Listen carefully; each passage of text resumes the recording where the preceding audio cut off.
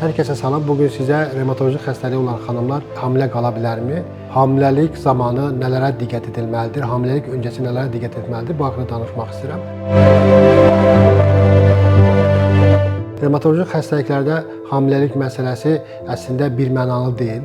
Çünki hansı xəstəliyin olduğuna görə həkim yanaşması fərqlidir.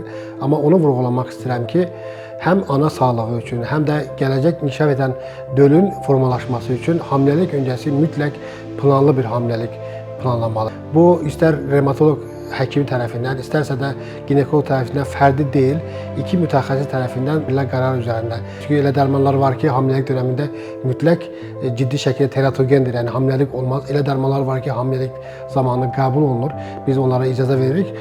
Əslində, müasir revmatologiyada bütün xəstəliklərimizdə hamilə qalması mümkündür. Sadəcə biz hamiləlik öncəsinə mütləq xəstələrimizi dəyərləndiririk, uyğunluğu dəyərləndiririk, planlı bir şəkildə hamiləliyinə icazə veririk.